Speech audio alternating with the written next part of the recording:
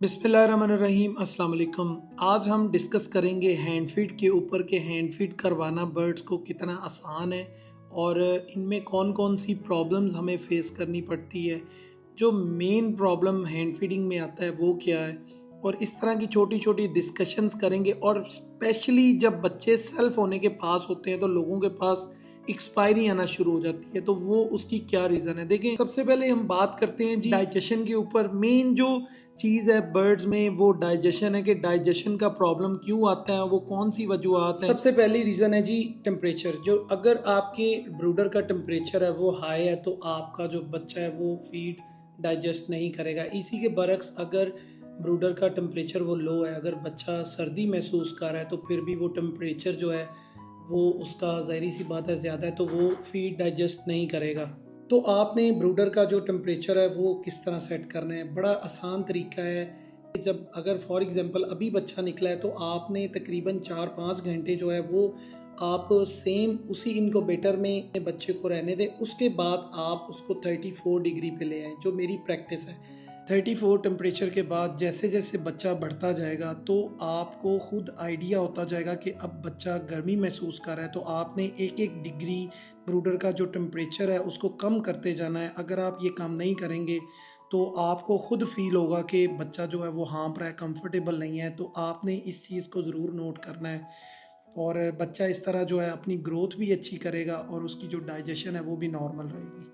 काफ़ी लोगों का ख्याल है कि जो आर्टिफिशियल इनक्यूबेशन से बच्चे निकलते हैं वो बहुत वीक होते हैं, उनकी इम्यूनिटी वीक होती है। देखें, बात ये है कि वो बच्चे बिल्कुल ठीक होते हैं, और काफ़ी लोगों का ये भी कहना है कि जो अंडा इनक्यूबेटर से निकला है क्या वो बच्चा बड़ा होके अंडे बच्चे देता है। मेरे पास काफ़ी ऐसे पेयर हैं, इवन के मेरे पास 50 पेयर सन किनोर के लगे हुए हैं, वो सारों ने इस साल अंडे भी दिए हैं और बच्चे भी पाले हैं, तो ऐसा कोई इशू नहीं होता। आर्टिफिशियल इनक्यूबेशन वाले बच्चे और पेरेंट फीड वाले बच्चे हैं एक साथ नहीं रह सकते, ये मैं आपको आगे चल के बताता हूँ। तो अगर आपको डर लगता है कि डे फर्स्ट का बच्चा जो है आपके लिए पालना मुश्किल है, तो आप बेहतर है अपने पास फोस्टर पेयर ज़रूर रखें। फोस्टर पेयर में सबसे बेस्ट जो ग्रीन रिंगनेक और छोटे किन्नौर की सारी फैमिली है, जो कि सारी स्पीशीज़ के बच्चे पाल लेते हैं। मैं जो कॉकटू, मकाओस, अमेज़ॉन्स, जितने भी बर्ड्स हैं वो पाइनएप्पल किन्नौर से पलवाता हूँ। और ये जब ये आप स्क्रीन पे देख रहे हैं इस साइज़ के बच्चे हो जाते हैं तो इनको उठा के तो अंदर नर्सरी रूम या ब्रूडर रूम में ले आता हूँ। तो इसका फ़ायदा ये होता है कि बच्चे जो है वो एक तो ग्रोथ बहुत अच्छी करते हैं और ओवरऑल जो है वो उनकी जो डाइजेशन है वो बेहतर रहती है। दूसरी बड़ी इंपॉर्टेंट बात, जो बच्चा इनक्यूबेटर में निकलता है और जो बच्चा पेरेंट के नीचे से आया होता है, पेरेंट के नीचे से बेशक उसको एक दिन हैंड फीड ही हो के क्यों ना आया हो, उनकी अगर आप सिरिंज एक रखेंगे तो आपका जो आर्टिफिशियल इनक्यूबेशन वाला बच्चा है वो 2, 4, 5, 10 दिन बाद मर जाएगा। और वो ऐसे नहीं मरेगा कि उसका जो है वो आपको पता ही नहीं चलेगा। मैंने इस तरह मकाओस के 10 से 12 बच्चे मरवाए हुए हैं, कोई समझ नहीं आता था बच्चे को होता क्या, एकदम डाइजेशन रोकता है और एक्सपायरी हो जाती है। तो ये वर्ल्ड वाइड काफ़ी ब्रीडर्स हैं इसका मना करते थे, लेकिन मैंने कभी ये चीज़ को नोट नहीं किया था। तो आपने कभी भी हैंड फीडिंग वाला बच्चा जो है, जो डे फर्स्ट से हैंड फीडिंग पे है, उसके साथ जो पेरेंट रेस बच्चा है, पेरेंट रेस बच्चा मतलब माँ बाप ने अगर एक दिन भी उसको खिला दिया है, दोनों को कोशिश करें सेम सिरिंज से ना खिलाएं। अगर आप खिलाएंगे तो आपका जो आर्टिफिशियल इनक्यूबेशन वाला है वो एक्सपायर हो जाएगा। एक दिन का बच्चा अगर आपके पास है तो आपने उसको जो है हैंड फीड किस तरह करवाना है, मैं आपको इसका तरीका बताता हूँ। पेडिट्रॉल के नाम से ये एक पानी की बोतल आती है, या ये इसमें नॉन फ्लेवर भी आता है और फ्लेवर्ड भी आता है। आजकल नॉन फ्लेवर थोड़ा शॉर्ट है। इसके अलावा ये पैकेट भी मिलता है, ये आप किसी भी फ्लेवर में ले लें और इसको एक पानी में डाल लें। तो अगर बॉटल वाला मिल जाए वेल एंड गुड, अगर नहीं मिलता तो आप ये जो मैं पैकेट दिखा रहा हूँ आपको, मैं ये कॉपीराइट्स की वजह से ज़रा थोड़ा इसको हाइड कर रहा हूँ, इसके लेबल पे के कॉपीराइट्स का इशू ना आ जाए, चूँकि मैं ये वीडियो यूट्यूब पे अपलोड कर रहा हूँ। तो आपने क्रॉप मिल्क लेना है या कोई सी भी हैंड फीड लेने, कोई ज़रूरी नहीं है कि आपके पास अगर क्रॉप मिल्क नहीं है तो कोई इशू नहीं है। तो आप कोई सी भी हैंड फीड ले लें। आपने जो है थोड़ी सी हैंड फीड लेनी है, मतलब आपने 15% हैंड फीड लेनी है और 85% 85% जो है वो पानी लेना है, ठीक है। अच्छा, अगर आप ये पेडिट्रॉल में फीड बनाएंगे तो यकीन माने कि आपका बच्चा जो है उसमें कभी भी इशू कोई नहीं आएगा, डाइजेशन का भी और वो जो है वो डिहाइड्रेट भी नहीं होगा, क्योंकि छोटे बच्चों में सबसे ज़्यादा जो इशू आता है वो डिहाइड्रेशन का मसला आता है। तो जब आप, चूँकि इसको हम अपनी ज़ुबान में ORS भी कहते हैं, ORS के पानी में जब आप फ़ीड बनाएंगे और आपने इस तरह की पतली फ़ीड बनानी है। और जैसे ये मैं थोड़ा पीनट बटर, जो पहले तकरीबन 1 महीना है बर्ड को जो है वो फ़ैट की ज़रूरत होती है, वो कोई भी स्पीशी का बच्चा हो उसको फ़ैट्स की ज़रूरत होती है, तो इसमें थोड़ा पीनट बटर भी ऐड करना है आपने दिन में 1 दफ़ा। तो इसको आपने कितनी देर बाद फीड करनी, काफ़ी लोगों का क्वेश्चन होगा। आपने इसकी क्रॉप को देखना है, इसकी क्रॉप बिल्कुल ट्रांसपेरेंट होगी। जब बच्चा बिल्कुल खाली हो जाएगा फिर आपने सेकंड फीड करवा देनी है। इस तरह करते करते हर तकरीबन 1 घंटे के बाद इनको फीड होगी और आपने अच्छी तरह इसको डिल्यूट कर लेना है फीड को। देखें बिल्कुल पानी जैसी फीड है। और ये आप कोशिश करें कि अगर बच्चे का साइज़ छोटा है तो आप उसको स्पून से करवाएं, नहीं तो नीडल से करवाएं। और नीडल जो है वो काफ़ी लोग हैं वो राउंड टिप नीडल यूज़ नहीं करते, तो बेहतर है कि आप स्पून से इस्तेमाल करवाएं। मैं अपने ये जितने भी ये बच्चे निकलते हैं इनको तकरीबन 10 दिन जो है, जो आर्टिफिशियल मतलब पेरेंट फीड नहीं करवाते उनको, तो उनको जो है हम ये चम्मच से फीड करवाते हैं। और देखिए बड़े इजीली ये इनसे चम्मच से जो है ना वो फीड ले लेता है। और इसकी जो ये देखिए क्रॉप बिल्कुल ट्रांसपेरेंट और फीड अंदर नज़र आ रही है। जैसे ही ये दोबारा खाली होगी हम इसको सेकंड जो है फीड है वो करवा लेंगे। तो ये बहुत आसान तरीका है 1 दिन के बच्चे को पालने का। तो काफ़ी लोग हैं उनके क्वेश्चन होता है कि 1 दिन के बच्चे को किस तरह पालना है, क्या तरीकाकार है। और इसकी जो एवरेज है फीड की वो आपने 15% रखनी है और 85% जो है वो पानी रखना है। और तकरीबन आपने 10 दिन अगर आपने पानी जैसी इस तरह की फीड दे दी तो जो बच्चा है वो बहुत अच्छी ग्रोथ करके तो बड़ा हो जाएगा। फिर आप उसकी एवरेज जो है वो बड़े बर्ड्स की तरह जो है वो करवा। कौन से बच्चे को कौन सी हैंड फीड करवानी है, ये बहुत से लोगों का क्वेश्चन रहता है।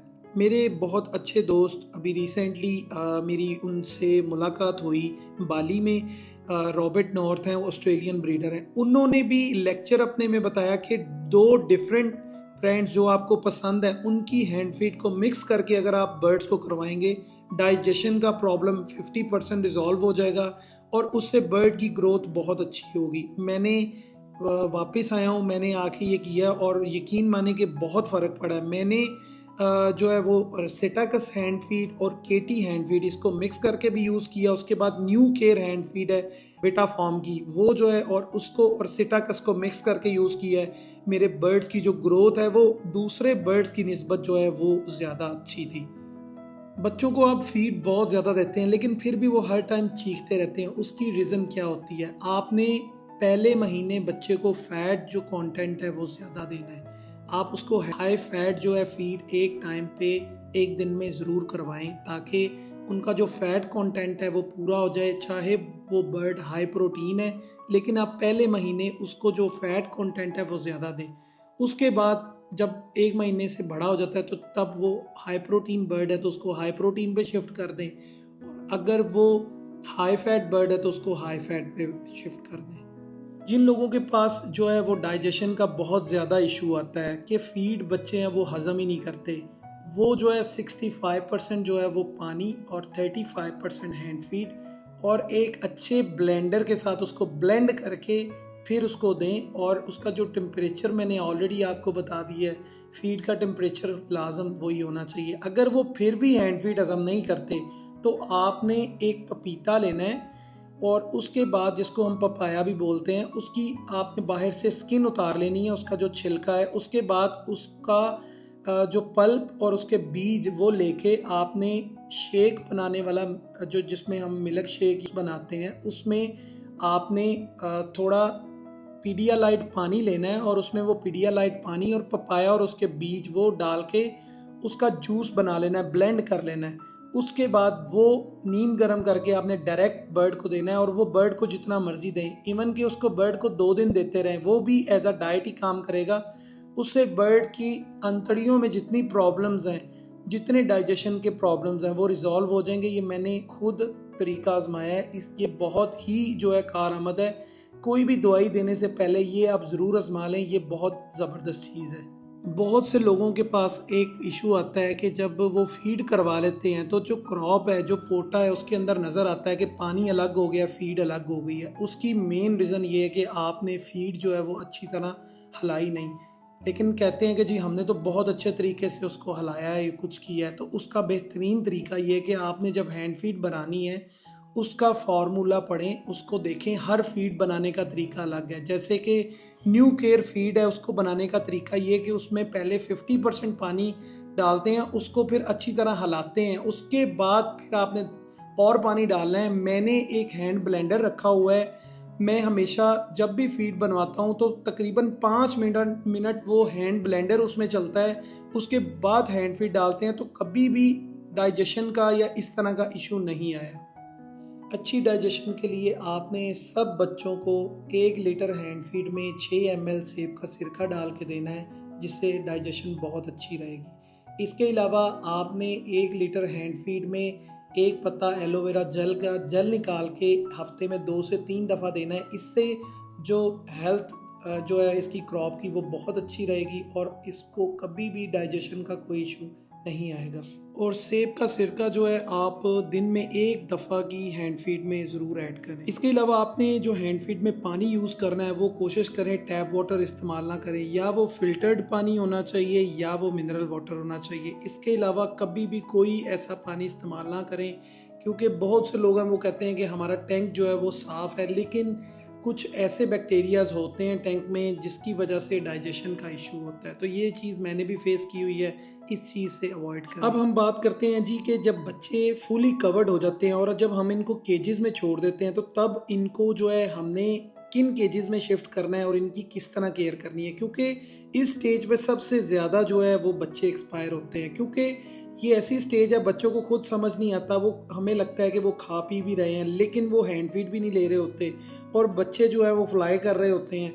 तो ये मैं आपको समझाता हूँ। देखिए, आपने सबसे पहले कोशिश करनी है छोटे से छोटे केज में बर्ड को जो है वो शिफ्ट करें, और कोशिश करें जैसे कि आप बॉक्सेस देख रहे हैं, हर केज में बॉक्सेस आप ज़रूर लगाएं। मैं जिनमें ज़्यादा ये छोटे बर्ड्स होते हैं एल शेप टाइप बॉक्सेस लगाए हुए हैं और इनकी दोनों तरफ से खिड़कियाँ खोल दी हैं, ताकि बच्चे जब हैंड फीड लेते हैं उसके बाद इसके अंदर घुस जाते हैं, अपने आप को सिक्योर फील करते हैं। इसमें हम बुरादा डाल देते हैं और वो इसके अंदर बड़ा इजी जो है वो फील करते हैं कि उनको लगता है कि ये हमारा घर है, और ये खुद ही से बाहर आते हैं, दाना खाते हैं, जो इनको सॉफ्ट फूड डलता है वो खाते हैं। कभी भी आपने बड़े केज में जब आपके नर्सरी रूम से या ब्रूडर रूम से बर्ड जो है वो केज में आता है तो कभी भी बड़े केज में उनको शिफ्ट नहीं करना। और कम अज़ कम ये प्रैक्टिस आपने 8 महीने अपने बर्ड को, 6 से 8 महीने, क्योंकि मैंने बहुत बहुत एक्सपेंसिव बर्ड्स अभी इवन के 2-3 साल पहले भी 1-2 बड़े एक्सपेंसिव बर्ड मैंने एक्सपायर किए हुए हैं। कभी भी आपने अपने बर्ड को फ्लाइड केज में 8 महीने से पहले शिफ्ट नहीं करना। जब वो अंदर आए नर्सरी रूम से, जब केज में आए, उसके बाद आप इसको जहाँ मर्जी शिफ्ट करें। और ये जो बॉक्स वाला तरीका है, यकीन माने इससे मेरे बर्ड्स इतने सिक्योर हो गए हैं। बाज़-औक़ात जहाँ पे हमने बर्ड्स रखे होते हैं वहाँ पे चूहे और इस तरह की चीज़ें ज़रूर होती हैं, या बाज़-औक़ात कोई बर्ड बाहर निकल जाता है, तो ये बच्चे इतने मासूम होते हैं, इनको पता ही नहीं होता हमने किस तरह मूवमेंट करनी है। तो अक्सर औक़ात दूसरे बर्ड्स हैं इनके पाँव खा जाते हैं या चूहे इनके पाँव खा जाते हैं, ऐसे मल्टीपल बहुत से इशू आते हैं। तो जब हम बॉक्स इन केजेस में रख देते हैं और ये सारे बर्ड्स इकट्ठे होके एक साथ रहते हैं और अपने आप को सिक्योर फील करते हैं, और वो छोटे से केज में इनको फीडिंग जो ट्रेज हैं वो भी इजीली मिल जाती हैं, हर चीज़ इनके पास पास होती है। और फिर सबसे बड़ी बात, हम जो है एक एक बच्चे को अच्छी तरह से देख सकते हैं। जब भी आप इनको हैंड फीड करवाएं कोशिश करें कि एक एक बच्चे को ज़रूर नज़र रखें। और चूँकि जब हम अंदर से बच्चे इधर लेके आते हैं, जब मैं नर्सरी से शिफ्ट करता हूँ केजेस में, तो तब बच्चे होते हैं 2 टाइम फीड पे। तो जब बच्चे अंदर शिफ्ट होते हैं तो तब थोड़ी बहुत फ्लाइट लेना शुरू कर देते हैं, तो बच्चे एकदम जो है उनकी डाइट बढ़ जाती है। तो मैं एक दफ़ा फिर उनको 3 टाइम पे ले जाता हूँ। मेरे पास सेल्फ होने का टेन्योर इतना लंबा है कि हम बच्चों को फीड खुद से छुड़वाते नहीं हैं, उनको इतनी फीड करवाते हैं कि बच्चे जो है वो बहुत अच्छी जो है वो हेल्थ के होते हैं, उनका साइज़ भी बहुत अच्छा इंक्रीज़ होता है। हम तकरीबन 15 से 20 दिन बच्चे को 3 टाइम फीड पे ले जाते हैं और बच्चे खुद से फीड लेते हैं। उस के बाद जो थोड़ा सा टाइम गुजरने के बाद बच्चे फिर 2 टाइम फीड पे आ जाते हैं और फिर एट द एंड बच्चा जो है 1 टाइम फीड पे आ जाता है। तो ये जो टेन्योर है ये तकरीबन 1 से 2 महीने का होता है और ये डिपेंड करता है स्पीशी टू स्पीशी। जैसे कि सन किन्नौर है, सन किन्नौर का बच्चा बहुत ज़्यादा देर तक फीड लेता है, छोटा किन्नौर वो थोड़ा कम लेता है, रा का जो बच्चा है वो भी काफ़ी टाइम तक लेता है। तो जब तक आपने कभी भी ज़बरदस्ती किसी बच्चे को फीड नहीं छड़वाना। मैंने एक बहुत से लोग देखे हैं, इवन कि मैंने बड़े अच्छे अच्छे ब्रीडर्स देखे हैं जी, वो बच्चों को भूखा रखते हैं और वो कहते हैं कि जी बच्चे को भूखा रखेंगे तो ये खुद खाएगा। ऐसा कभी भी आपने नहीं करना। जिस दिन आपने बच्चे छोड़ने हैं सिर्फ आपने दाना रखना है। और अगर आपके पास कोई ऐसा बर्ड है कि जो रिसेंटली सेल्फ हुआ है, वो 2-4 बच्चे उसके अंदर छोड़ दें ताकि उनको देख के वो खुद ही जल्दी खाना शुरू हो जाते हैं। और डेली जो है इसमें फ्रेश पानी भी लगाएं। और जैसे ही बच्चे दाने को मुंह मारना शुरू हो जाएं तो इनको जो है आपने सेब, भीगे हुए चने, इनको जो भुट्टा है हमारा जो जिसको हम छल्ली भी कहते हैं, फ्रेश वो डालें, बॉइल्ड कॉर्न छल्ली डालें, सॉफ्ट फूड दिन में 3-4-5 दफ़ा डालें। और सेकेंडली आपने एक चीज़ का ख़ास ख्याल रखना है, शुरू में बच्चे जो हैं अपनी पूप जो है वो दाने के ऊपर ही कर देते हैं, तो आपने दाना बार बार चेंज करना है और थोड़ी क्वांटिटी में डालना है। ये छोटी छोटी चीज़ें हैं जो मैंने वक्त के साथ सीखी हैं और मैं अपने व्यूअर्स को बता रहा हूँ। तो इंशाल्लाह कभी भी आपका एक बच्चा भी एक्सपायर नहीं होगा। ये जो टेन्योर है ये थोड़ा तवज्जो वाला होता है, इसमें आपने बच्चे को दिन में 2 से 3 दफ़ा देखना होता है। अगर आप ये कर लेंगे तो कभी भी कोई एक्सपायरी नहीं आएगा और बच्चे बहुत जल्दी जो है वो सेल्फ हो जाएंगे। तो आज की वीडियो इतनी थी। इंशाल्लाह नेक्स्ट वीडियो में एक नई इन्फॉर्मेशन के साथ मिलते हैं। तब तक के लिए इजाज़त दें। अल्लाह हाफिज़।